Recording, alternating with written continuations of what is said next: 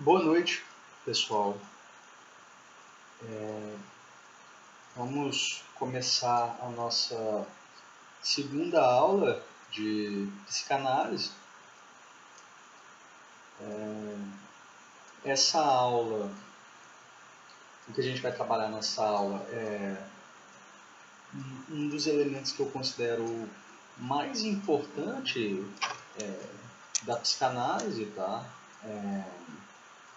Esse elemento que a gente vai trabalhar hoje é a terceira lição das 5 lições de psicanálise, né? Então, vocês já conhecem que tem um artigo de Freud que se chama As 5 lições de psicanálise, né? Nós na semana passada, na semana retrasada, né, na verdade, na semana retrasada nós trabalhamos com a segunda lição. Na semana passada a gente trabalhou com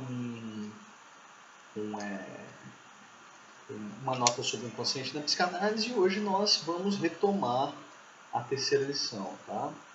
Antes de começar, pessoal, eu quero manifestar a minha alegria por vocês estarem participando, né, mandando e-mail, mandando mensagem por Facebook, Messenger ou mensagem de texto, que for. Eu fico muito feliz de vocês estarem participando dessa nossa aula, né? Eu sempre fui muito grato às dúvidas de vocês, né? Sempre tive o maior interesse do mundo em estar contactando vocês, respondendo a perguntas de vocês, mesmo às vezes quando vocês não me contactam, eu arrumo um jeito de contactar vocês, porque nós estamos juntos nessa história de conhecimento da psicanálise, tá? E quando vocês fazem boas perguntas, isso mexe comigo, eu tento buscar respostas e eu te envolvo novamente nessas perguntas, tá? Nós estamos juntos na busca de respostas, tá? Então, muito grato e muito feliz por vocês estarem participando das nossas aulas, tá? Até mais do que presencialmente, até. É curioso, né? Até mais do que presencialmente. Mas, então vamos começar, pessoal, com essa terceira lição. Antes, eu quero dizer, né, que a gente vai estudar a terceira lição e nós vamos também trabalhar com uma parte das conferências introdutórias de psicanálise, que é o volume 15. Então, qual vai ser a nossa aula hoje, né? A gente vai trabalhar a terceira lição e vamos trabalhar com um aspecto específico das conferências introdutórias de psicanálise, volume 15, tá? Volume 15, que é as premissas e técnica de interpretação, tá? Premissas e técnica de interpretação, páginas 125 a página 139. Por que nós vamos trabalhar esse subcapítulo das conferências introdutórias sobre a psicanálise? Porque a terceira lição de psicanálise, pessoal, é onde Freud se destina a comentar. Ele comenta, né, para o auditório, que é uma conferência que ele dá nos Estados Unidos, ele se destina a falar sobre a técnica. Os elementos, né, os elementos que surgem aqui, de certa forma, na terceira lição, pelo menos o modo como o professor compreende, são elementos da técnica da psicanálise. Tá? Como a psicanálise busca compreender isso que se chama inconsciente. A técnica, as técnicas que ela utiliza para chegar aos conteúdos inconscientes. Tá? Então, vamos começar aqui, né? Então, se a terceira lição fala sobre técnica, né? E eu busquei mais, né, na minha atividade como estudante de psicanálise, e eu entendo e acho que esse capítulo, premissas e técnicas de interpretação, nas conferências introdutórias sobre a psicanálise, volume 15, eu entendo que faz um link, esse subcapítulo faz um link com a terceira lição. Tá? Então, nós vamos trabalhar um aspecto desse capítulo específico nas conferências introdutórias. Tá?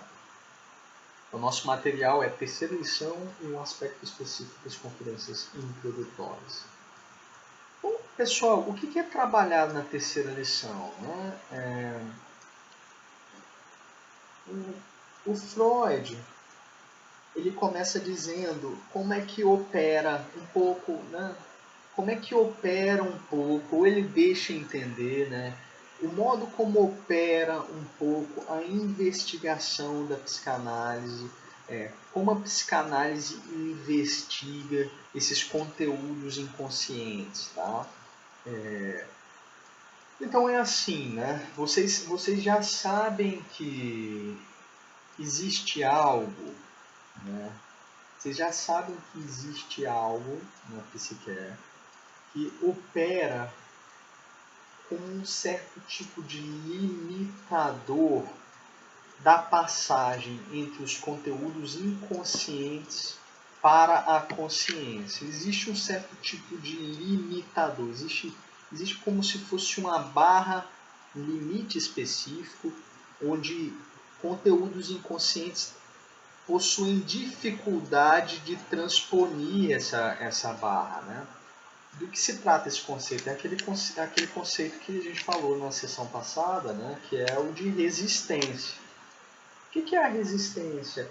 É uma força psíquica que atua entre a consciência e o inconsciente, barrando certos elementos do inconsciente, como ideias e pensamentos relacionados a desejos. Isso foi o conteúdo da sessão 2, né?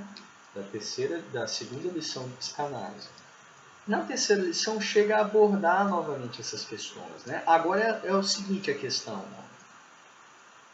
Você já sabe, é sempre legal desenhar, né? Você já sabe que existe alguma coisa, existe alguma coisa, não sei se está dando para ver, aqui está escrito resistência, tá? Mas está ao contrário. Existe alguma coisa como uma barra que limita conteúdos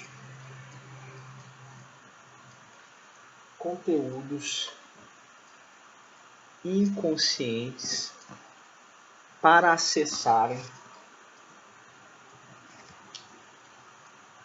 a consciência. Existe como uma barra, alguma coisa que limita conteúdos inconscientes a transporem a barra e alcançarem a consciência.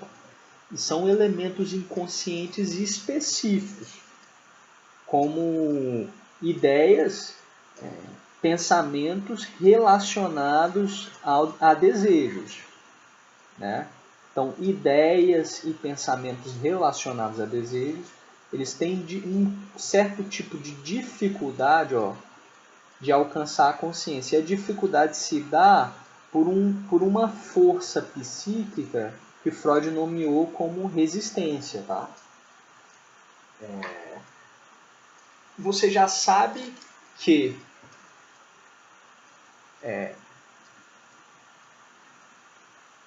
alguma coisa aqui inconsciente provoca coisas aqui, como por exemplo o sintoma. O sintoma a consciência tem acesso ao sintoma, está presente a consciência, né, o sintoma, O que não está presente à consciência é a origem do sintoma e o sentido do sintoma, né? Mas vocês sabem que conteúdos aqui provocam, como desejos, ideias relacionadas a desejos, provocam isso que se chama sintoma e que está na consciência, né? Agora, a questão é, qual é a técnica para fazer com que esses elementos aqui, qual é a técnica para fazer com que esses elementos aqui ressurjam na consciência? Porque se esses elementos provocam o sintoma, né, um modo terapêutico de lidar com o sintoma que o Freud descobriu é trazer esses elementos aqui para a consciência. Quando você traz esses elementos aqui, ó, pensamentos, ideias relacionadas a desejos, quando você começa a trazer esses elementos aqui para a consciência, você enfraquece o fator, a força gradual do sintoma, tá? Então, o sentido terapêutico é trazer esses elementos para a consciência e o sintoma só está aqui na medida que esses elementos estão aqui no inconsciente. Ó. Quando você traz esses elementos para cá, você remove o fator patogênico, que são ideias relacionadas a desejo, pelo menos para a psicanálise clássica. E à medida que você traz esses fatores para cá, para a consciência, o sintoma vai perdendo a força, porque o sintoma está aqui na medida que existem fatores provocando ele do lado oposto do aparelho psíquico, né? Numa região mental que a consciência não tem acesso, ou seja, o inconsciente, tá? Agora, como é que se faz isso? A questão é como se faz isso, tá? Como é que se faz isso? Isso daqui vai ficar muito... o meu objetivo é fazer com que esses elementos que eu estou apontando aqui não sejam para você abstratos. Eu quero que vocês notem isso como elementos reais. Eu prometo que eu vou fazer isso. Se eu não conseguir fazer isso em outras aulas, eu vou conseguir fazer. Mas isso não se trata de abstração, isso são elementos reais que você consegue capturar, experimentar, né, que é o sentido da minha educação, se tem alguma educação no que eu transmito, né, o sentido do que eu transmito, é você experimentar os conceitos da psicanálise. E isso é experimentável, a gente vai ver como, tá? Isso é experimentável, a gente vai ver como. Agora, como? A questão é como nós vamos trazer esses elementos inconscientes para a consciência. É essa a questão da terceira lição. Tá? O Freud diz o seguinte, toda vez que você solicita, o inconsciente a trabalhar, toda vez que você solicita o inconsciente a trabalhar, quando você direciona perguntas ao inconsciente do analisando ou ao inconsciente de qualquer pessoa, quando você direciona perguntas das quais a consciência não tem conhecimento, ela tem que buscar esse conhecimento em uma região mental onde ela não tem acesso, essa forçação de barra onde você solicita que o inconsciente trabalhe, produz respostas. Ó. Sempre quando você faz uma pergunta para alguém, mirando o inconsciente dela, mirando ao não saber da pessoa, quando você faz uma pergunta mirando o não saber da pessoa, solicitando que o inconsciente trabalhe, o inconsciente produz resposta. É o ego que fala, né? Mas é como se você estivesse estimulando o inconsciente a produzir resposta. Ele produz resposta. Produz respostas, Freud diz, produz respostas alusivas. Ó. Veja bem, lembra lá vocês vão entender. Vocês lembram lá da história, da analogia que o Freud usa para dizer como um representante do desejo acessa a consciência? Lembram da segunda lição? A gente trabalhou, um colega estava representando o desejo, ele era expulso da sala de aula, que é como o Freud dá um exemplo semelhante, né? Alguém é expulso de uma região específica porque ele está incomodando, essa seria a analogia com o desejo, né? Ele é jogado para fora da consciência, de certa forma, né? Ele vai lá para o inconsciente. E se a gente fosse pensar como essa coisa poderia retornar, porque ela retorna, é o que a gente chama de retorno do recalcado, esse desejo ele elege representantes, né, ou ideias que se associam a ele para acessarem a consciência. Essas ideias para acessarem a consciência, elas têm que ultrapassar a resistência. Vocês lembram na sala de aula, como a gente estava trabalhando? Algumas pessoas ficavam impedindo que a pessoa que figurava o desejo retornasse. O que acontece se você deixar, na analogia, se você expulsa o desejo e não tiver pessoas ou uma força contrária ali à entrada novamente desse desejo, esse desejo vai retornar. Então, é necessário um dispêndio de força ali na analogia na porta, né, na porta lá da sala de aula, para que esse desejo não retorne. Mas ele pode retornar. O que acontece? Né? Na analogia, poderia ser o caso de alguém bater na porta, as pessoas que figuram a resistência abrir a porta, olhar, né?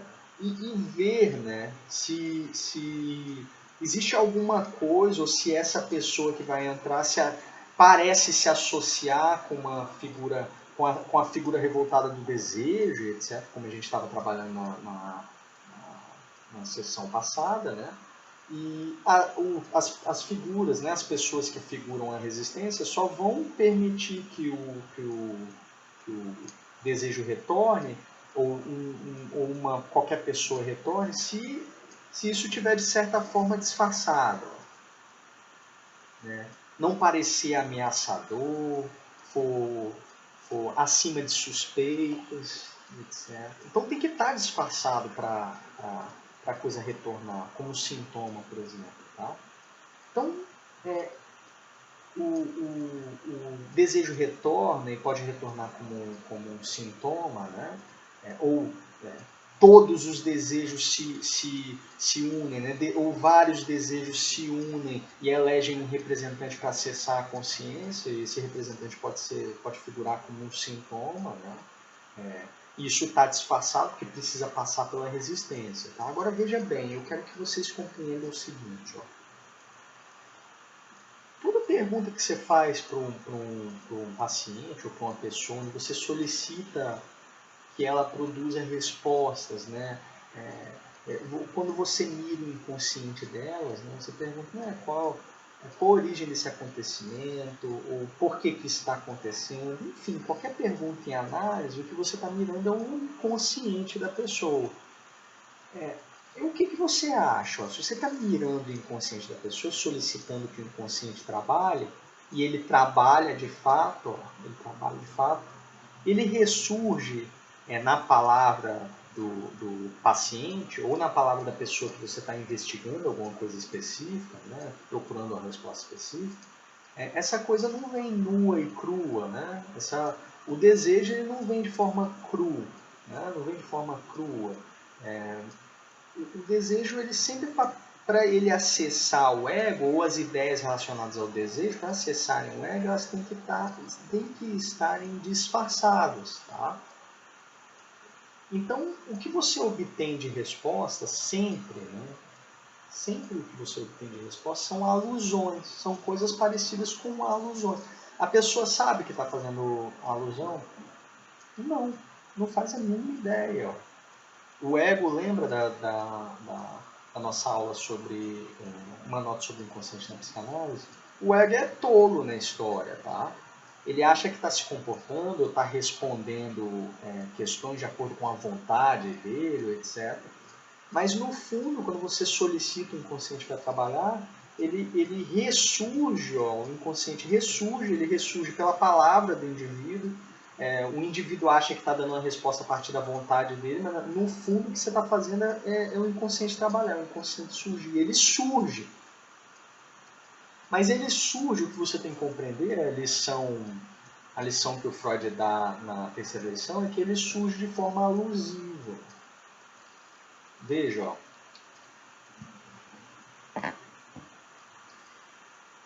O desejo, ou o representante do desejo, para acessar a consciência, né? Para ele passar pela resistência, pelas pessoas que estão bloqueando a porta da consciência, ó. Ele não precisa se disfarçar. Alguma coisa do sintoma, os elementos ideacionais do sintoma, para se transformarem em sintoma, eles não precisam se disfarçar. É a mesma coisa quando você pergunta algo para o paciente em análise, ou quando você solicita o inconsciente dele a trabalhar. As respostas que vão surgir, ó, elas surgem, elas têm que atravessar uma resistência, elas surgem disfarçadas. Isso é uma baita lição, tá? Isso é uma baita lição. Quando você pergunta alguma coisa para alguém, mirando o inconsciente, sempre o que vai surgir será uma alusão. Então, o que eu peço para que vocês façam, né, a partir de hoje, fiquem atentos ao que o ego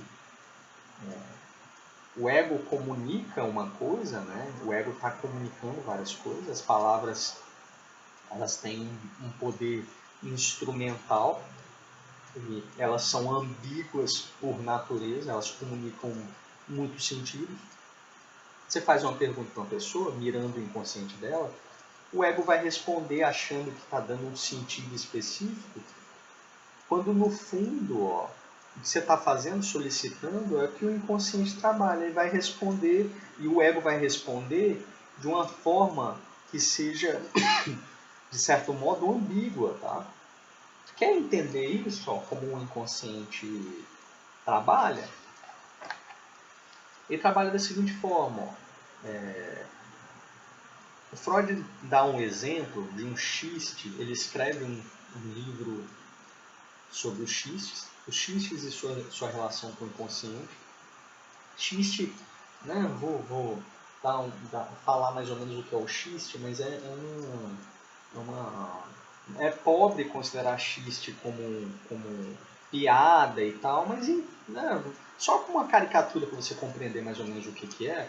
O xiste é como se fosse um mecanismo do cômico, tá? Como se fosse alguma coisa piada, entenda como piada, anedota.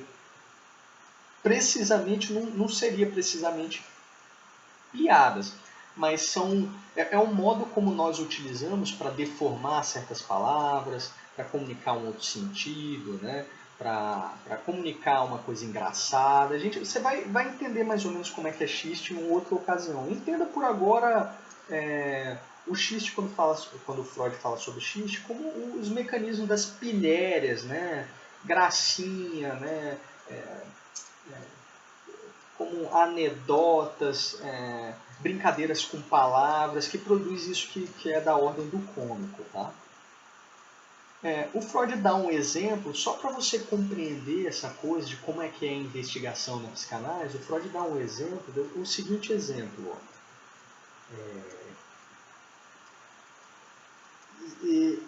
De um xiste, de uma anedota. Tem dois comerciantes, né, dois comerciantes espertalhões, eles decidem entrar na alta sociedade e tal. E o que eles fazem? São caras espertos, né? O espertalhão, a figura do espertalhão. Eles chamam um artista, o artista ele faz quadros, faz um quadro de cada comerciante, né? Faz uma pintura, uma figura dos dois comerciantes. E é o artista mais badalado da cidade, etc., né? O melhor artista da cidade. E os comerciantes eles fazem uma festa, né? Um evento social para a alta sociedade e tal. e chamam um crítico de arte, o crítico de arte mais famoso da cidade, né, para fazer uma crítica dessas duas imagens, né, dessas duas obras de arte que foram feitas por um artista em cima da imagem desses dois comerciantes. Então os comerciantes combinaram isso, né? Ó, nosso plano vai se concretizar, a gente entrar na alta sociedade, quando esse crítico de arte, né, olhar para os quadros, os nossos quadros, e nossa, que bela obra de arte, né? E aí isso vai espalhar para a cidade, enfim, né? Do modo como os comerciantes entenderam que poderiam entrar na alta sociedade. E esse crítico de arte se depara com os dois quadros, né? Os dois quadros desses comerciantes. E o crítico de arte está um quadro do lado do outro, né? Um quadro do lado do outro. Assim, né? O crítico de arte se aproxima e olha aqueles dois quadros e fala assim, tá, onde está... Tá, mas onde está o Salvador aí? Tá, mas onde está o Salvador aí, né? O Redentor, né? Onde é que está o Redentor aí? É uma anedota, assim, o que ele queria dizer, né? Ele comparou, ele fez ele fez uma alusão, né? Ele fez uma alusão, dizendo assim, uma brincadeira. No fundo, ó, do que se trata toda essa história é que vocês são dois patifes, né? Assim como aqueles dois patifes que estavam do lado de Jesus quando ele foi crucificado. Não tem a história bíblica, né? Eu não sei, perdoe, eu acho que não sei se é João ou Mateus, supor que seja João, aquela história do Evangelho de João, onde ele relata esse momento onde Cristo está crucificado ao lado de dois, se eu não me engano, dois criminosos, né, dois ladrões, alguma coisa nesse sentido, né? Então, a anedota no sentido assim, o crítico de arte está dizendo, no fundo, ó, tá, ele olha os dois quadros e está dizendo, tá faltando alguma coisa aqui no meio, que é a figura de Cristo, né? Porque no fundo vocês são dois patifes. Então veja, ó, veja isso daqui, analisa isso, ó. Analisa a resposta do crítico de arte, ó. Ele não poderia chegar e falar para esses dois comerciantes o seguinte, olha, cara, vocês são tão espertos, vocês acham que vocês são tão espertos nessa história, né?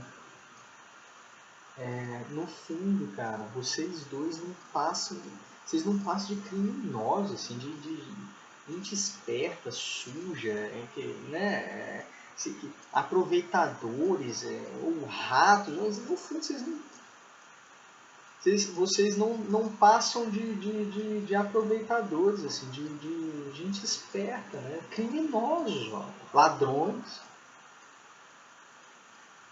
Só que o crítico de arte poderia falar isso naquela ocasião? Poderia ser manifesta essa ideia ou esse elemento específico? Poderia ir à tona naquele elemento, naquela ocasião ali? Não. O que pode ir naquela ocasião, o que pode aparecer naquela ocasião, é uma anedota. E essa anedota tem um fator de alusão que opera, o Freud coloca, opera perfeitamente como um substituto da ofensa. Veja bem, não é o professor que está colocando, o Freud coloca assim, ó, reconhecemos como alusão à injúria que lhe estava no íntimo e que vale perfeitamente como substituto da injúria. Ó. O que o crítico fala ele coloca para fora um xiste, né, uma brincadeira. As pessoas provavelmente riram e tal. Mas é uma brincadeira com uma alusão. Ó. É uma brincadeira com uma alusão.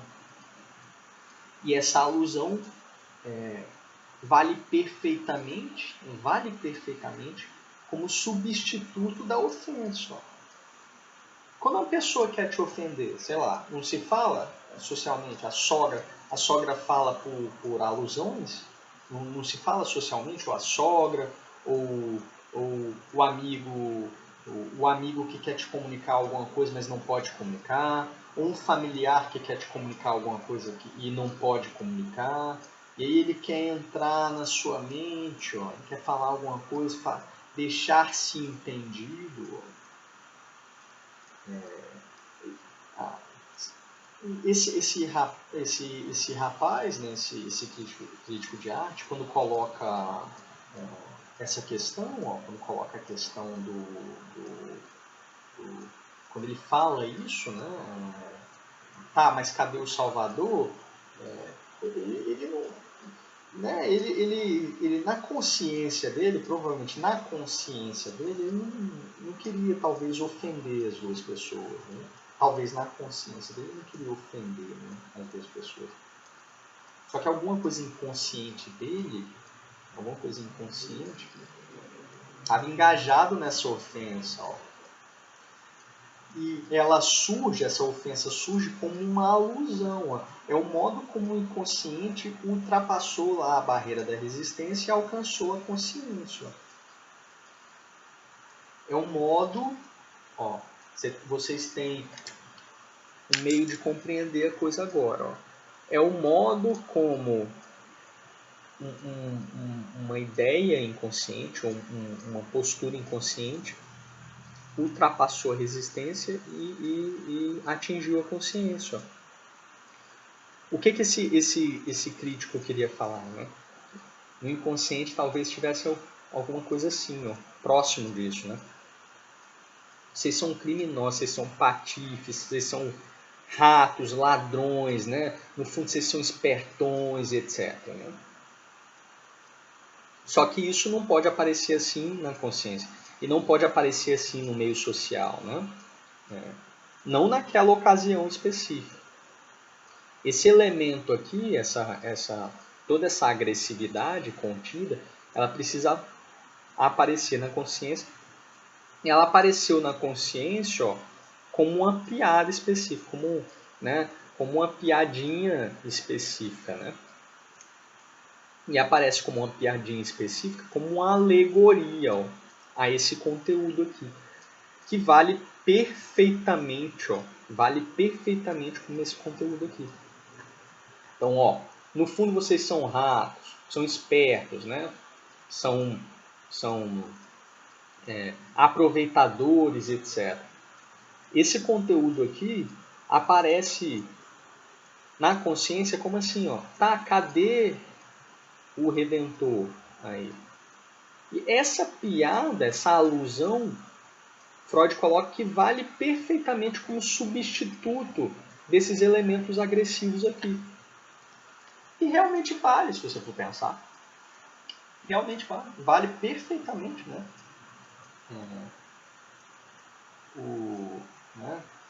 As alusões, né? Quando você aprende a ouvir alusões, você vê o quanto elas são ácidas, né? O quanto elas são ácidas. Então, isso é só para você compreender, o modo como o inconsciente surge na consciência. Né?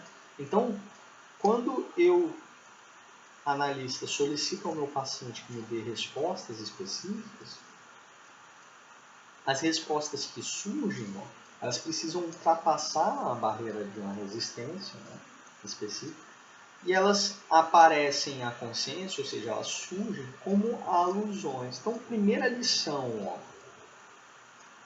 que você deve aprender é que quando você perguntar algo mirando o inconsciente te responde, e ele te responde, ó, tendo que ultrapassar uma barreira, e o que surge como resposta é exatamente igual a uma alusão.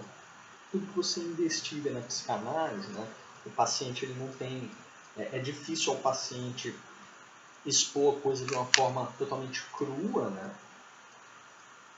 Se a coisa não aparece de forma totalmente crua, ela precisa se deformar para entrar na consciência, ela aparece como uma alegoria, tá?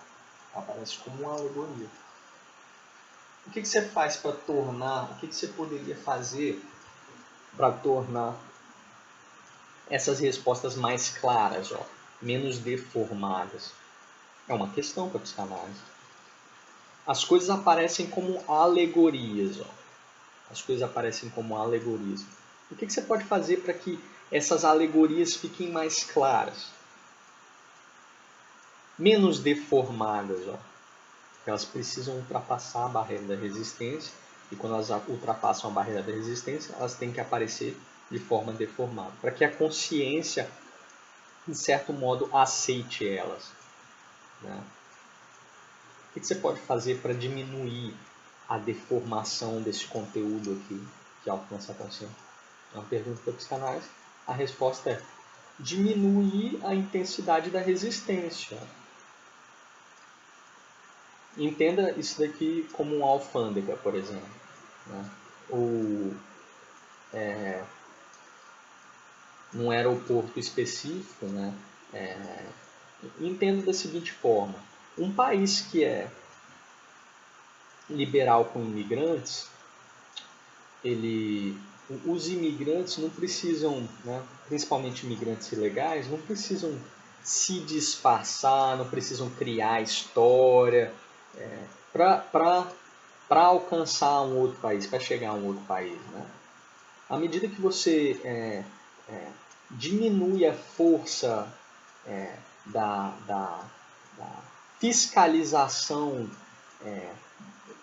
fiscalização nos aeroportos, menos esses elementos aqui, vamos compreender assim que é mais fácil, porque o desejo tem algo de criminoso, o Miller fala isso, vamos compreender da seguinte forma, é legal essa alusão, ó. Imagine que são criminosos, né? Esses elementos inconscientes, eles operam como criminosos. Por exemplo, sei lá, assassinos, né? ou traficantes. E esses traficantes eles precisam entrar no outro país para vender drogas, por exemplo, né?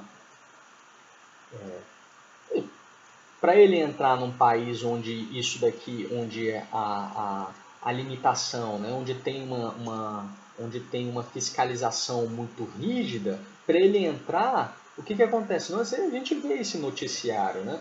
Eles não têm que se disfarçar, essas pessoas com drogas ou criminosas, eles não têm que se disfarçar para entrar no outro país? Ou esconder a droga e etc. Eles não precisam se disfarçar para entrar no outro país, quando isso daqui é muito, muito intenso? O que você precisa... Vamos supor que a pergunta fosse assim, tá, eu não quero ver esses indivíduos disfarçados, ó. O que eu quero ver é esses indivíduos de forma genuína, né? Sem disfarces, né? O que você precisa fazer na questão para psicanálise? Olha, diminuir a intensidade disso daqui, ó. Se você diminui a intensidade da fiscalização, esses indivíduos vão precisar se disfarçar? Ó, se não tem guardas aqui, se não tem nenhuma barreira aqui, esses indivíduos vão precisar se disfarçar? Não, eles vão transitar aqui, ó. Eles vão transitar aqui sem precisarem se disfarçar, né? Então, a questão da psicanálise né, entenda como analogia, você quer compreender ou quer acessar os elementos inconscientes, o que você tem que fazer é diminuir, uma vertente da psicanálise, né, é você diminuir a intensidade da resistência. Quando você diminui a intensidade disso daqui, esses elementos transitam para a consciência sem precisar se disfarçar, tá? Ou sem o disfarce.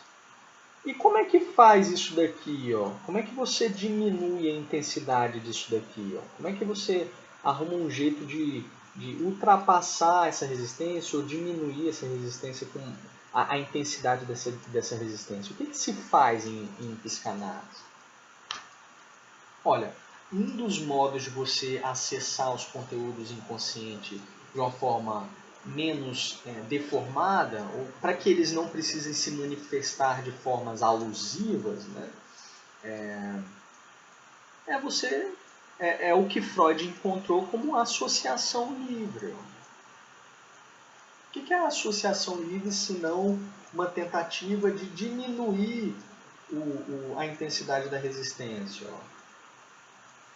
A associação livre é como se fosse alguma coisa onde você pudesse acessar o conteúdo inconsciente com menos deformação possível. Porque o que vai deformar? Lembre, não são elementos, forças morais que se atêm entre o consciente e o inconsciente que impedem que o desejo retorne à consciência. Vocês lembram que as forças repressoras, que a resistência é um representante das forças repressoras, as forças repressoras, os representantes das forças repressoras não são os elementos morais? A gente não viu isso na segunda lição?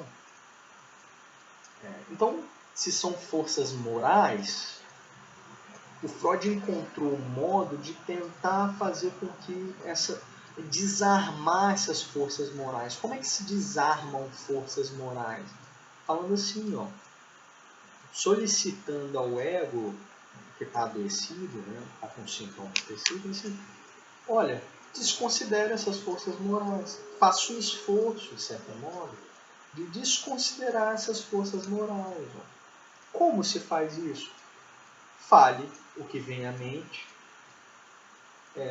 Se isso for desagradável, se você achar que isso é errado, se você achar que isso não tem sentido, se você achar que isso é asqueroso, fale.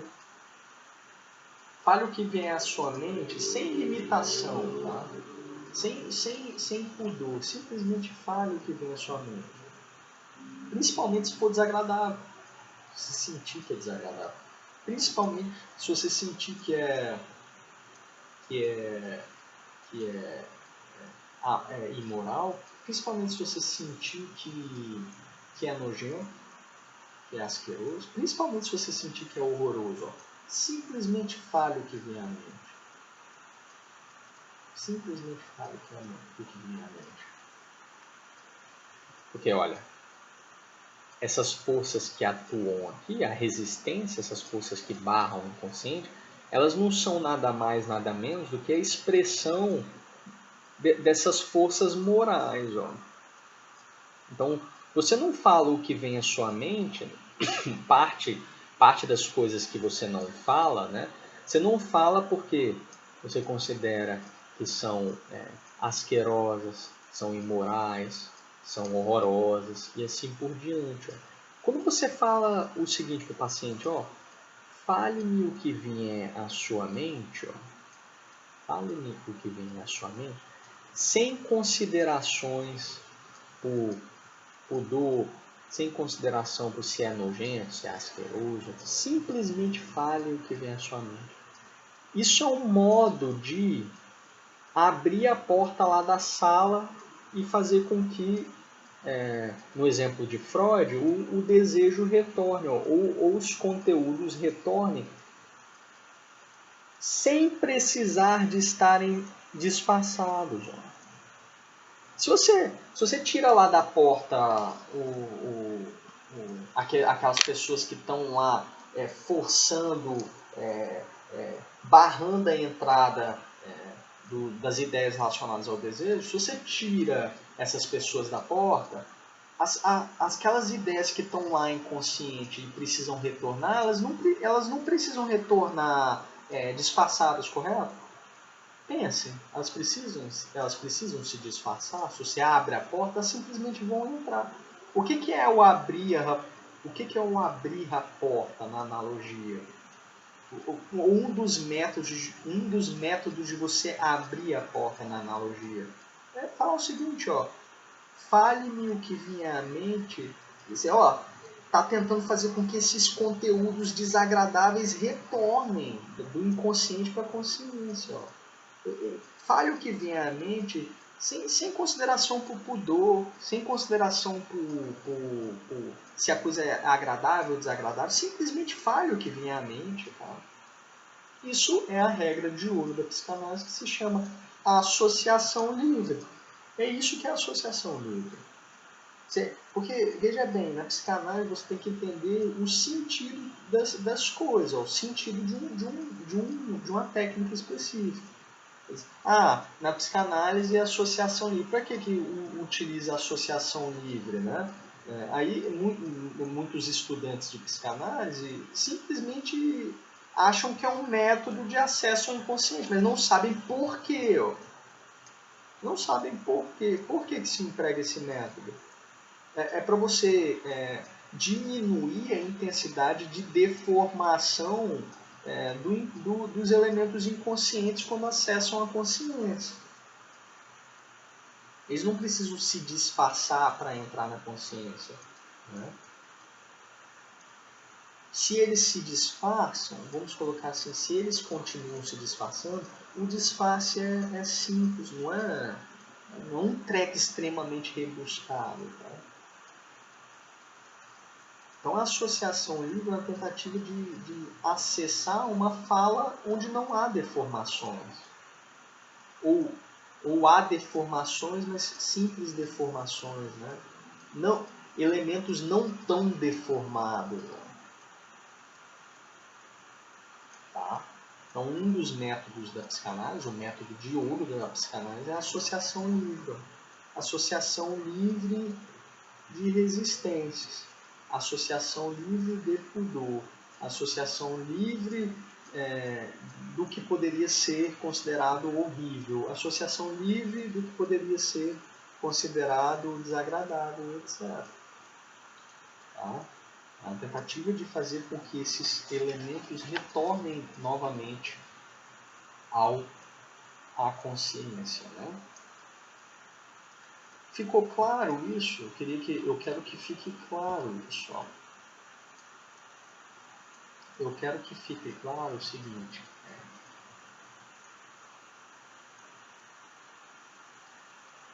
O inconsciente ele está a se comunicar a todo momento na nossa fala consciente. O inconsciente ele se irrompe, né?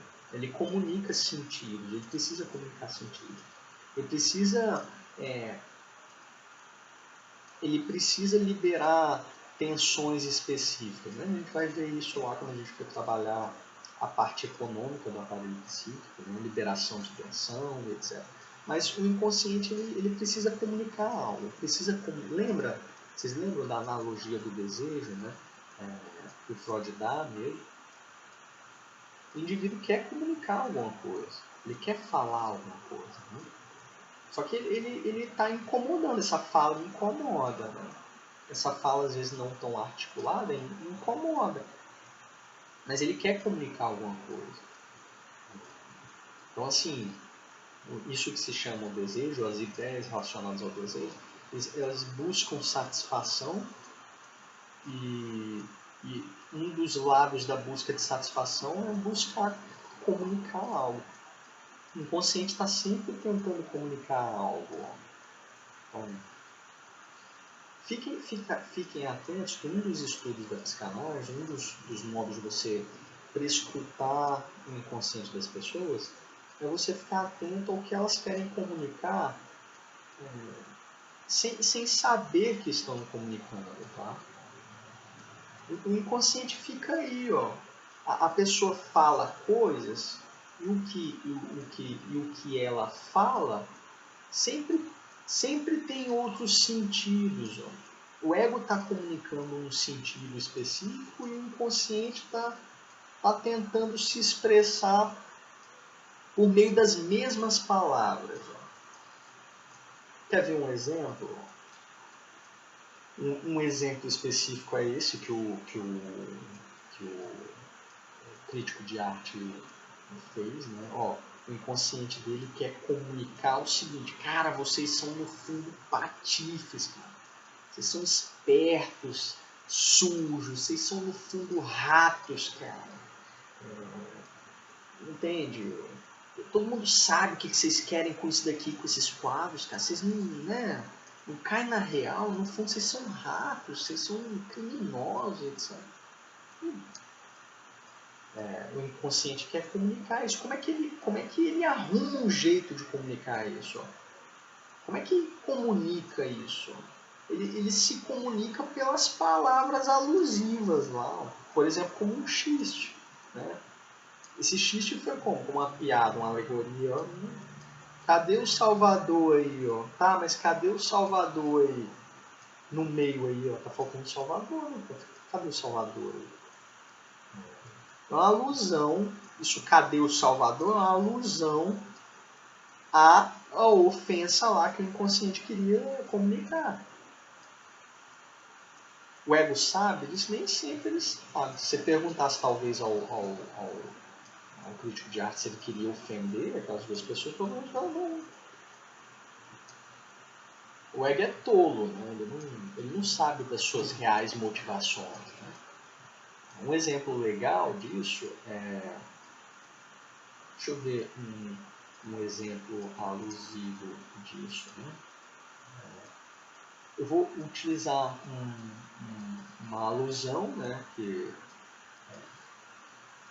aconteceu para você compreender algo específico. Né? Na verdade, eu vou entregar um exemplo mais simples. Ó.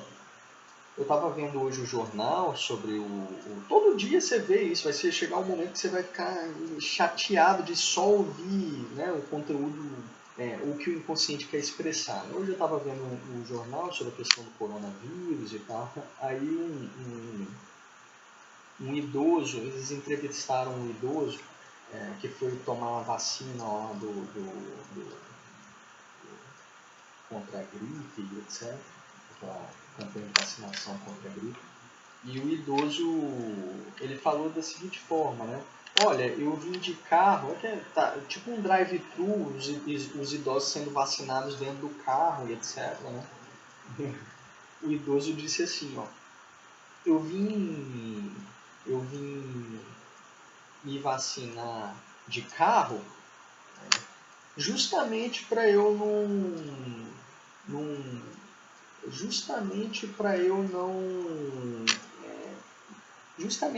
me relacionar com as pessoas. Me escapou agora a palavra específica que ele tinha falado, não era me relacionar, era... Cara, qual é a palavra que ele tinha usado? E, ó, vocês estão vendo um ato de esquecimento, que tem um significado específico, tá? Mas me escapou a memória agora qual... Vai vir em algum momento, tá? Eu vou utilizar o exemplo, vai ficar claro para vocês. E lembrei, envolver, ele disse, ó. Ele disse assim, ó, eu vim me vacinar de carro justamente para eu não me envolver com as pessoas. E, olha só, né? Que curioso. Por que ele empregou essa palavra envolver? Né? O psicanalista ele tem que estar atento, ele tem que estar ouvindo, ó, todos os outros sentidos que estão sendo comunicados na fala. Ó, porque é assim que o inconsciente vai se comunicar. Ó. Por que esse idoso disse envolver? Ó? Ele diz assim, para eu não me envolver com outras pessoas. Ó. Eu vim de carro para eu não me envolver com outras pessoas. O ego dele queria comunicar o seguinte, olha, eu vim de carro para eu não ter... para eu não me aproximar, não, para eu não pegar o vírus, para eu não me contaminar com o vírus, para eu não me aproximar das outras pessoas, por isso que eu vim de carro. Ele empregou essa palavra envolver, ó, e nós sabemos que na cultura no geral, o modo como a gente expressa e emprega essa palavra envolver, às vezes no sentido de relacionamento amoroso, não é? Você tem um envolvimento, ó, o indivíduo tem um envolvimento amoroso com outra pessoa. eles estão envolvidos, né? Existe um envolvimento amoroso com outra pessoa. Então, ele empregou esse envolvimento, ó, ele diz, eu vim de carro justamente para eu não me envolver com outras pessoas, é porque ele está tentando comunicar um outro sentido do porquê que ele veio de carro, ó. Por que ele veio de carro? Não foi só para não contrair um vírus. Não foi só para contrair um vírus. Não foi só para contrair um vírus. Foi para ele não se envolver, talvez não se envolver amorosamente com outras pessoas. E talvez isso aponte para alguma coisa do desejo dele. Ó. Talvez isso aponte para alguma coisa do desejo dele. O que no fundo talvez ele estava procurando ali, ó. O que no fundo talvez ele estava procurando ali, ó. Veja, é assim que o inconsciente, ele... É um exemplo bobo, né? Mas é só um exemplo que eu vi hoje, mas só para você ficar atento com os múltiplos sentidos que existem, que o inconsciente quer, que se emprega das palavras para comunicar um desejo ou alguma coisa na ordem do desejo na fala habitual do ego. Né? Uma pessoa, por exemplo, uma pessoa, né? Vocês vão entender isso daqui de forma mais clara. Uma pessoa, ela quis dizer assim para outra, você lembra do profissional X? O profissional X, vou colocar, do profissional X é uma puta jornalista. O profissional X é uma puta jornalista. Ó, o que o ego queria dizer, é o seguinte, ó, o profissional X é um excelente jornalista, né? O profissional X é um excelente jornalista. Só que o que o inconsciente arrumou um jeito de manifestar através da palavra puta é uma hostilidade específica contra esse profissional X ou o sentimento de que esse profissional X, por exemplo, é promíscuo no trabalho, ou é promíscuo no geral. Né? Então veja bem, a partir disso você pode supor que essa pessoa que comunicou isso, existe algo nela, ó, como um tipo de hostilidade ou alguma coisa no sentido que queria comunicar que essa pessoa, no fundo, é promíscua, por exemplo. Né? O modo como o inconsciente alcança a consciência é o modo como o inconsciente comunica o que ele quer comunicar através de alusões. Ó. E fiquem atentos às múltiplas significações das palavras. O profissional X é uma puta jornalista. Né?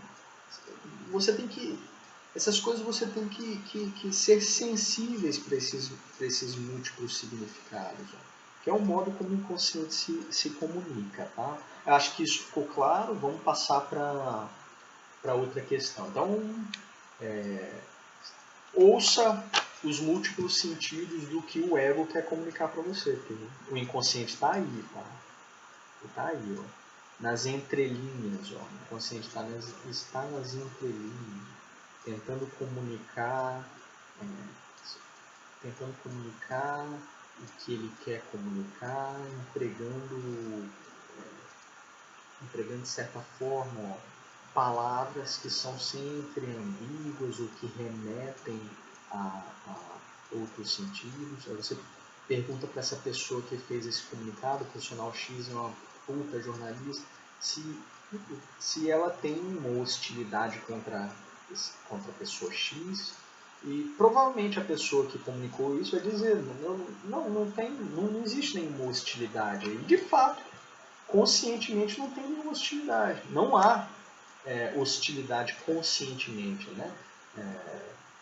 Vamos supor que você comunicasse isso para a pessoa, dissesse assim, mas no fundo há uma hostilidade sim, que você empregou essa palavra, etc. Vamos supor que a pessoa fosse uma pessoa inteligente, né, que soubesse os fundamentos da psicanálise, talvez ela dissesse, possivelmente tem, mas eu acho ridículo isso, eu acho...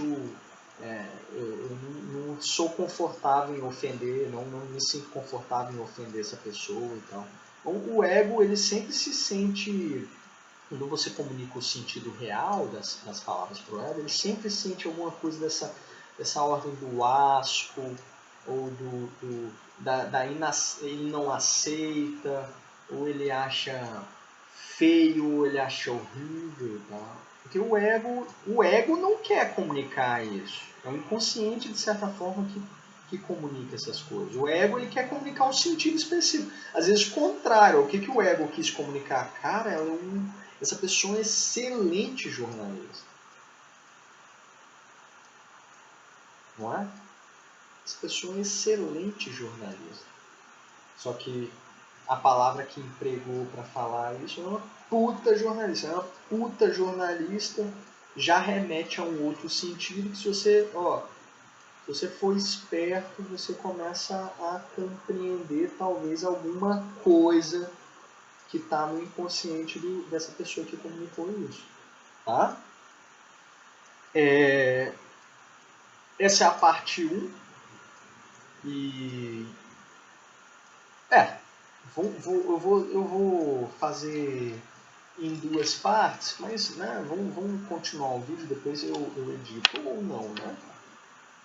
O Freud trabalha numa segunda parte, pessoal, com uma outra parte que é a investigação do inconsciente na psicanálise, relacionada à investigação dos sonhos. Tá? O que são os sonhos para a psicanálise? O Freud chama de via régia. Os sonhos são a via régia do inconsciente. Tá? É o principal caminho para acessar o inconsciente. Então, pelo menos na psicanálise clássica, a análise de sonhos tem um valor de investigação do que é o inconsciente ímpar. É como se fosse o método principal de investigação do inconsciente, é a análise de sonhos. Nós não vamos aprender a analisar sonhos nessa aula específica, tá? Eu só vou dizer mais ou menos o que são sonhos, mais ou menos o que o Freud comunica. Em outro momento a gente vai trabalhar com análise de sonhos, tá? Mas vamos ver mais ou menos o que são sonhos, tá? Para psicanálise. Quando a gente acorda, né, e se recorda de sonhos específicos, a gente vê que parece que esse conteúdo que a gente se recorda, às vezes não tem sentido nenhum, ou às vezes é imoral, ou não tem nem pé nem cabeça, não segue uma ordem específica, tudo bagunçado, aleatório, etc. E o Freud diz, ele chega à asserção de que os sonhos são a realização alucinatória de desejo. Pensa nisso daqui. Os sonhos são uma realização, a realização alucinatória de desejo. Os sonhos são a realização alucinatória de desejos. Mas como assim? Eu não vejo nenhum desejo sendo realizado nos meus sonhos. Bom, de fato, quando eu acordo, tem um monte de coisa absurda. Não parece que esses elementos se relacionam com desejo. Não tem nada a ver com desejo. Só que você está vendo só uma parte do sonho, que é a parte manifesta do sonho. Né? O que você se recorda é a parte manifesta do sonho. O que aparece como realização de desejo se encontra na base, no construtor do sonho, o que Freud chama de pensamentos latentes. Então tem uma distinção básica entre conteúdo manifesto, que é o que você sonha, se recorda, e os conteúdos por baixo desses elementos que operam como desejos específicos e que são satisfeitos através da alucinação, realização alucinatória no conteúdo manifesto. Tá? Como assim? Como é que... Agora, professor, você falou e eu não entendi nada. Tá. Se apega a isso. Sonhos são realizações alucinatórias de desejo. Só que os meus sonhos não parecem ser realização de alucinatória de desejo. Tá, porque você está vendo só uma parte do seu sonho. Tá, e essa outra parte? Como é que se investiga essa outra parte? Sim, só para você ter uma noção da realidade disso que Freud fala, Freud diz, olha, quer ver como é que os sonhos são realizações alucinatórias de desejo? Pergunta para uma criança de até 5 anos de idade, talvez 5 não, mas até 4 anos de idade, 3, 4 anos de idade, os sonhos dela. Pergunta, tem essa experiência, se tiver gente em casa, filho, irmã, etc., né, dessa idade, começa a investigar os sonhos dessas crianças. E o que você vai ver é que o que essas crianças sonham é com a realização de um desejo, por exemplo, de um dia anterior.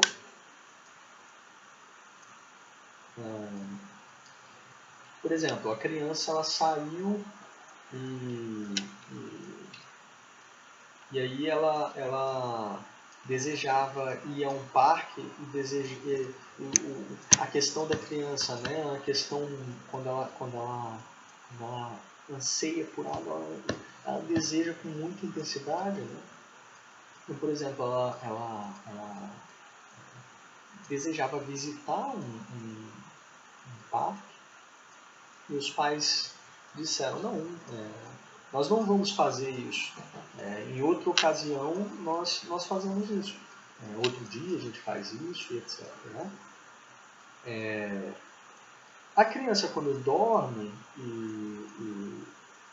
o que ela sonha poderia ser justamente esse elemento específico. Né? Ela poderia sonhar, e o sonho dela manifesta, seria a realização desse elemento específico. Por exemplo, ela sonharia de forma muito clara que ela estaria brincando no parque. Então, né, por exemplo, você tem uma ideia, né, de como é que opera isso lá na fase do Édipo, né?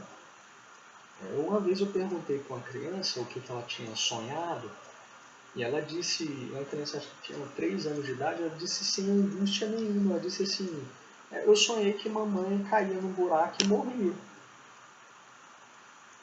Vocês já conhecem o complexo de Édipo, né?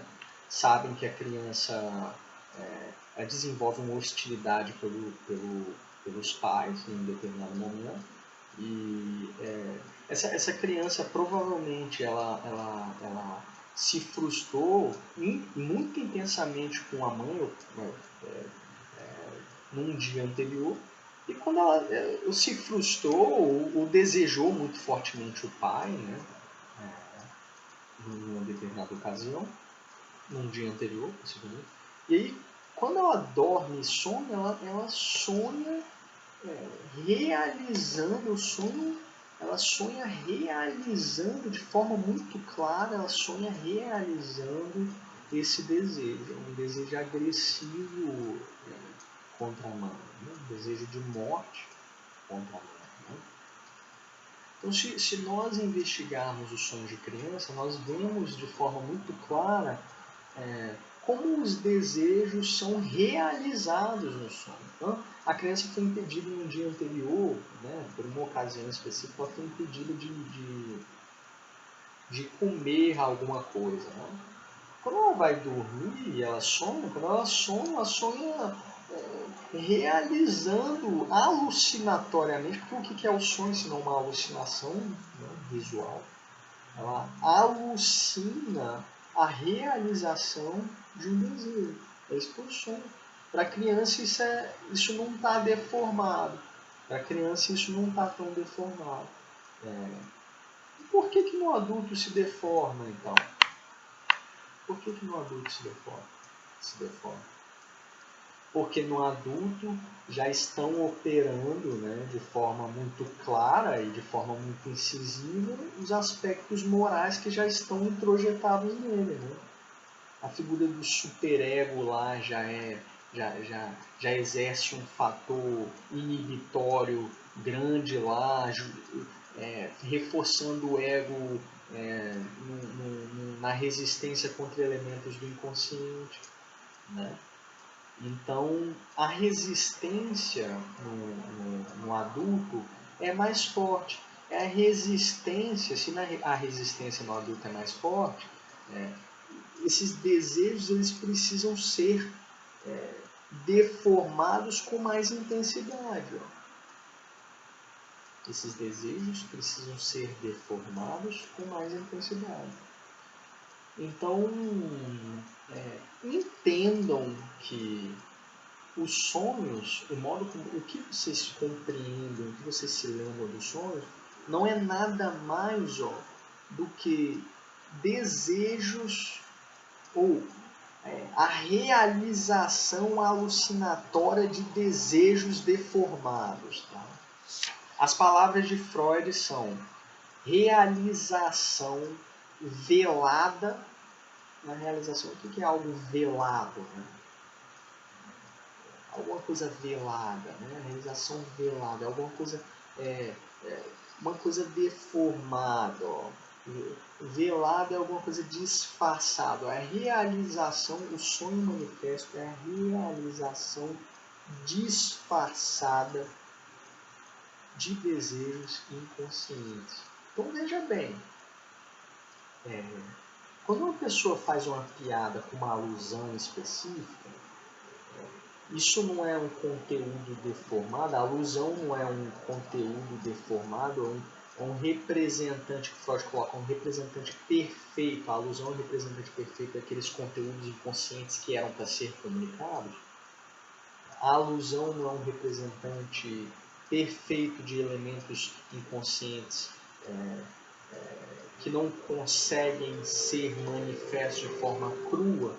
Os sonhos manifestos, o sonho manifesto opera da mesma forma, eles são conteúdos deformados de elementos inconscientes. Eles funcionam da forma como piadas funcionam. O sonho ele é mais complexo, ele é um pouco mais claro, vamos colocar assim, por mais paradoxal que pareça ser. O sonho ele é um pouco mais claro, dá para você ver elementos inconscientes de uma forma um pouco mais clara. Isso só fica claro quando nós investigamos os sonhos, mas o sonho manifesto são como conteúdos de realização, são os conteúdos realizados, são os desejos realizados, só que eles estão sendo realizados de forma velada, de forma disfarçada. A alusão não é a realização velada de uma ofensa? Pensa. No caso lá no caso do crítico de arte, né? A alusão não é essa alusão. Né? Cadê o Redentor? Tá, mas cadê o Redentor? Né? Essa alusão, essa piada, né? Essa piada ela não opera como a realização daquele desejo lá. Freud coloca como uma realização a realização, é um representante da realização daquela questão lá inconsciente de ofender os dois comerciantes. A alusão você pode entender como uma realização velada do desejo ofensivo do crítico de arte. Tá?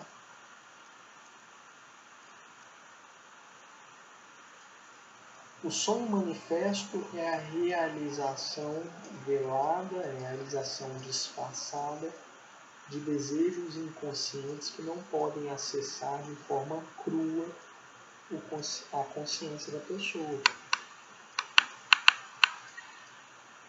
O sentido é você buscar o que está por trás da alusão. O sonho opera como uma alusão. O sonho manifesto opera como uma alusão. Você tem que buscar o conteúdo que está por trás da alusão. O que essa alusão quer expressar de verdade? O que o sonho manifesto quer expressar de verdade? Ele quer expressar algo, só que expressa algo de forma deformada. Como é que você investiga isso?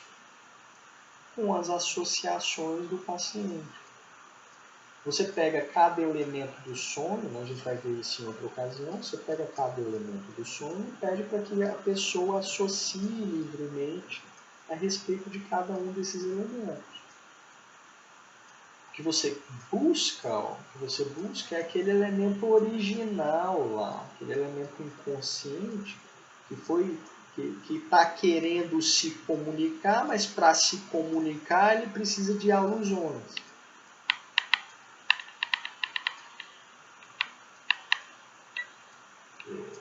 Veja, se você já sabe que a consciência da criança, né, ou a criança no geral, quando ela sonha, é fato isso. É só você perguntar para a criança o que ela sonha, vocês vão se assustar, porque na maior parte das vezes é imoral, pessoas morrem, pessoas se alejam, pessoas sofrem acidentes, né, porque fatores agressivos estão em jogo a todo momento, ou fatores imorais de tudo quanto é ordem está em jogo, né? Você vai receber respostas às vezes muito cruas, tá? Porque a instância moral não está introjetada ainda, só vai ser introjetada lá após a dissolução do complexo de Édipo, que a gente já viu essas questões. Então veja bem, é a realidade disso. Ó. Se é uma realização alucinatória de desejos, e no adulto ele já tem uma instância moral que bloqueia a entrada desses desejos na consciência, esses desejos ou ideias relacionadas a esses desejos têm que vir deformado, o sonho opera da mesma forma. O sonho opera da mesma forma. A gente vai ver em outras ocasiões como isso acontece, tá? O Freud diz também, né, um pouco sobre a questão dos atos falhos, que é um outro modo de você investigar o inconsciente. O que é o ato falho? Né? É quando uma ação específica, você tem uma intenção, vou falar de forma básica, você tem uma intenção em realizar algo específico e essa intenção é perturbada por uma outra intenção. Ela é perturbada por alguma coisa. Sua intenção é perturbada por alguma coisa. Por exemplo, eu estou falando aqui, eu vou fazer um gesto de mão, essa caneta cai. Né? Por que será que caiu essa caneta? Né? Ou eu vou pegar esse livro aqui, né, conversando com vocês sobre esse livro, quando eu vou passar a página, sem querer eu rasgo um pedaço dessa página. Né? Qual é a minha intenção? Né? De passar a página do livro, mas alguma coisa perturbou essa intenção. Né? Um outro exemplo de ato falho é quando você está tentando falar alguma coisa e você esquece uma palavra específica. Né? O exemplo do esquecimento é um exemplo de ato falho. Né? Esquecimento de uma palavra é um ato falho. A intenção era de você comunicar algo, só que a comunicação é perturbada porque você esquece uma palavra específica. Freud dá aqui uma lista, eu vou passar essa lista para vocês, ó, o esquecimento de coisas que deviam saber e que às vezes sabem realmente. Por exemplo, a fuga temporária de nomes próprios. É um exemplo de ato falho. Lapsos de linguagem. Né? Você quer falar algo específico, você quer falar um nome, esse nome... Opa, você falou outro nome, né? No lugar desse nome específico. Ou você cometeu um erro linguístico. Isso é um exemplo de ato falho. Se atrapalhar na execução de alguma tarefa. Né? Igual eu disse para vocês, eu vou fazer um gesto específico e a caneta cai. Né? É um exemplo de ato falho. Atos e gestos que as pessoas executam sem perceber. Né? Brincar com objetos, ela está conversando com você e está fazendo um gesto específico. Está mexendo em alguma parte da roupa, ou tá se acariciando, alguma coisa nesse sentido. Tá? Gesto que a pessoa ela não se dá conta. Tá? Gestos que a pessoa faz e ela não se dá conta. O Freud classifica também como atos falhos. E esses atos falhos, a gente vai investigar em outra ocasião, tá? Eles sempre querem como... Os atos falhos, eles sempre, de certa forma, eles realizam, como se fosse uma realização. É como se fosse a realização também, o ato falho é como se fosse a realização velada de desejo. Pelo menos é um modo como uma parte da psicanálise compreende. Né? Vou dar um exemplo simples, de um ato falho curioso. Eu acho um ato falho muito legal, interessante, claro. Um ato falho claro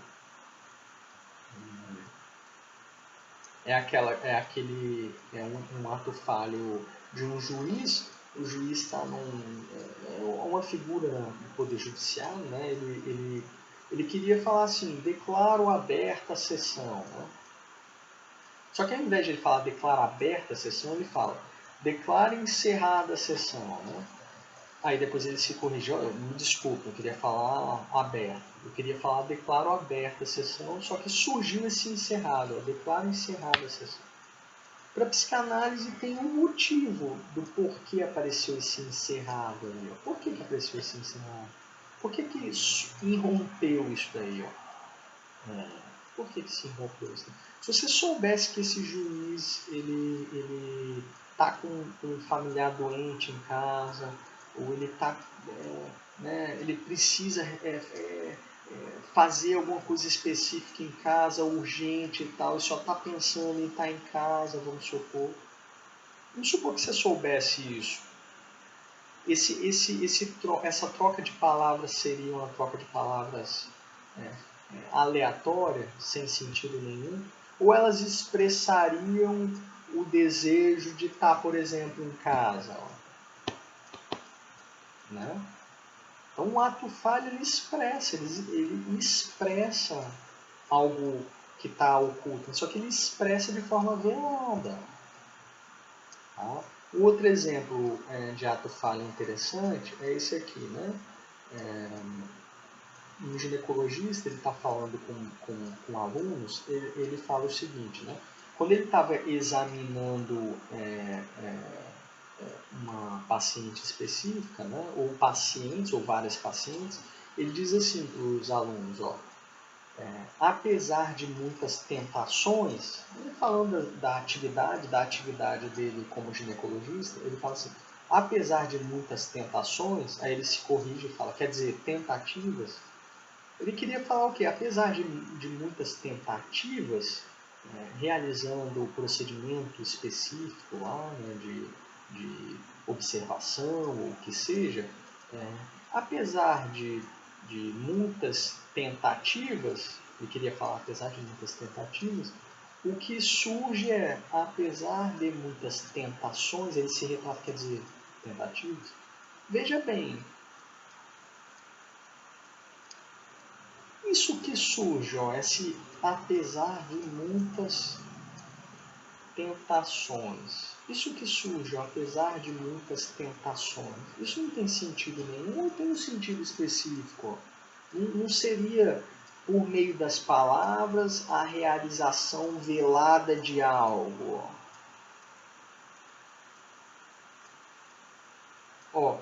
a realização velada de algo, só que velado, como um sonho manifesto.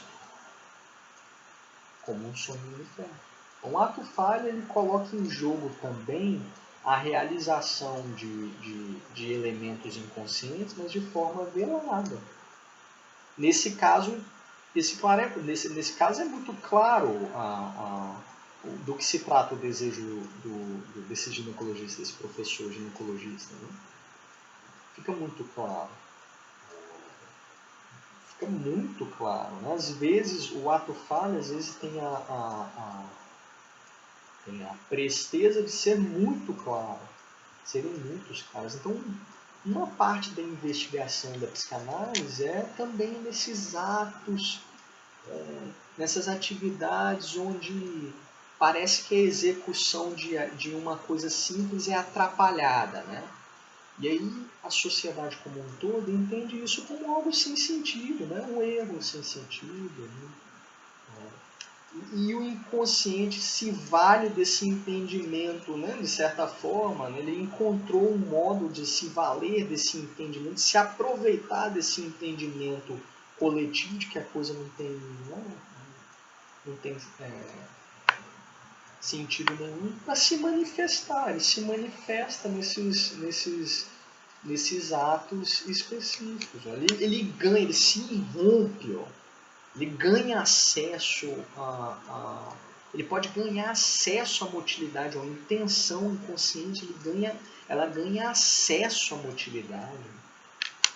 Né? Eu tenho um copo específico que eu ganhei de alguém que eu detesto, numa ocasião específica, detestável, e quando eu vou beber água nesse copo, esse copo subitamente cai e quebra. Né? Para o meu ego, né? Ou foi algo, né? Que acidente ruim, né? Quebrei o copo, esse copo aqui era um copo que eu até achava bonito, etc, legal. Só que aí ele cai e quebra. Aí isso não tem, né? Aparentemente não tem sentido nenhum, mas se você pede para a pessoa falar sobre isso, pode ser que, pelo menos a pessoa em análise, pode ser que ela diga. Ou que você chegue à conclusão de que, no fundo, a pessoa sentiu uma hostilidade grande em relação a esse copo estivesse sendo representando a pessoa lá que ela sente hostilidade, por exemplo. Né? E aí esse ato aparentemente acidental, na verdade, foi uma execução muito, muito fina de uma hostilidade que o inconsciente tem perante uma pessoa específica. Na verdade, foi muito fino, né?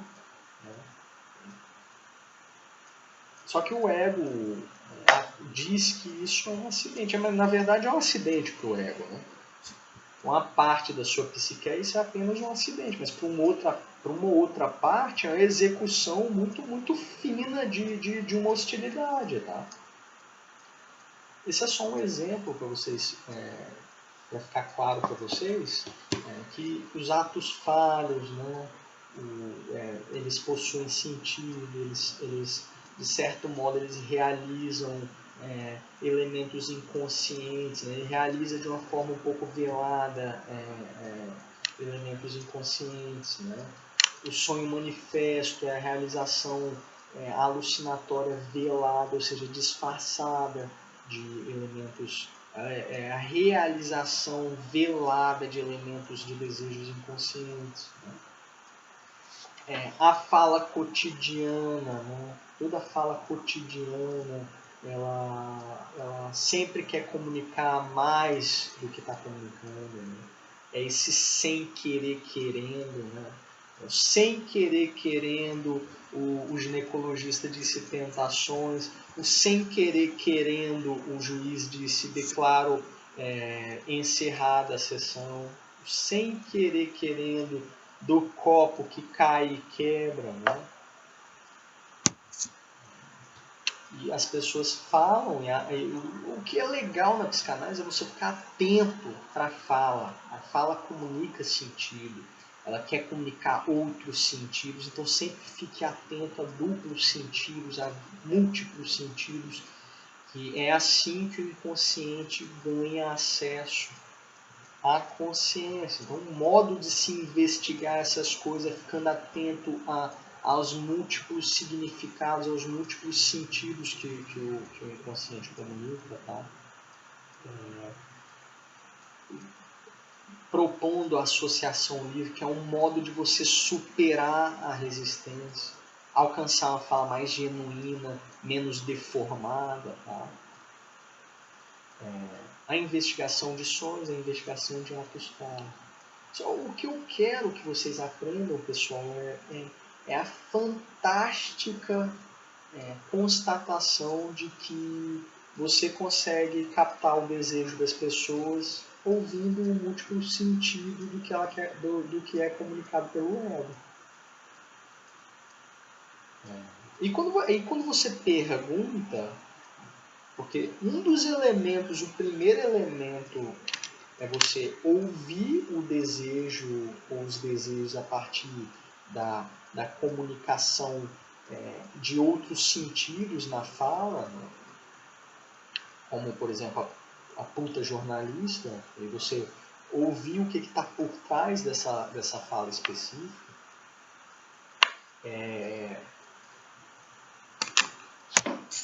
Um ato falho. Um ato falho tem um significado específico, né? Agora, veja bem, na psicanálise a gente perguntaria por que a caneta caiu? Por que a caneta caiu, né? Então, esses são os elementos, né, pessoal, de investigação do inconsciente. Um dos elementos é ouvir, né, a múltipla comunicação do sentido que o ego quer comunicar, né, que é um modo como o inconsciente acessa a consciência. E uma outra coisa, é você conversar com esse outro sentido. Conversar com esse outro sentido. Uma coisa é você ouvir, outra coisa é você conversar com outro sentido. Isso é uma outra questão, tá? Que eu teria que dedicar uma outra videoaula, tá? Para isso. Mas é um outro elemento importantíssimo, porque você está ouvindo o desejo, agora você precisa comunicar com ele. Vocês lembram do mestre das marionetes? O inconsciente é como se fosse o mestre da marionete. O ego é a marionete e o inconsciente é o mestre da marionete. Você pergunta alguma coisa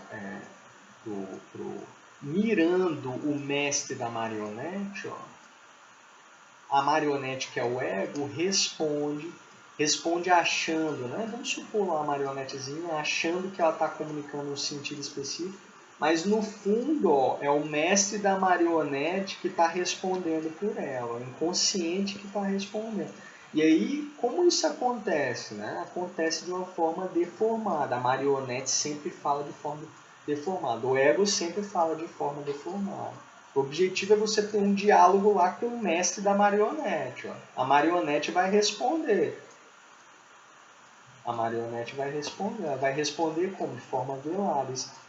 O modo como você investiga isso e como você obtém resposta do mestre da marionete é esse que é o barato da psicanálise, esse que é a questão bela da psicanálise, que é interessante, você vê esse outro sentido surgir. Você solicita que o inconsciente surja, e o inconsciente surge, você solicita que esse outro sentido, né, da fala, você faz uma pergunta direta ao inconsciente, mirando esse outro sentido da fala, e por incrível que pareça, o ego vai responder achando que está dando um sentido específico, mas o mestre da marionete está falando por ele, tá? Eu sei que está parecendo obscuro agora, mas o meu ensino, tá? vai ser pautado na tentativa de fazer com que vocês conversem com o mestre da Maiomédica. Em uma outra ocasião a gente faz isso, tá, pessoal? Foi um prazer enorme poder comunicar esses elementos para vocês, tá? Por favor, e-mail, por favor, mandem e-mail, não cansem de mandar e-mail, mandem mensagem, celular, mensagem, continue com a participação que vocês estão tendo. Eu dedico todo dia, 1 hora por dia, é muito e-mail, tá? Eu dedico todo dia 1 hora por dia, às vezes mais, para responder os e-mails de vocês, tá? Eu faço isso com muito amor e muito carinho, eu amo essa minha atividade, tá? Eu amo as dúvidas de vocês e até semana que vem.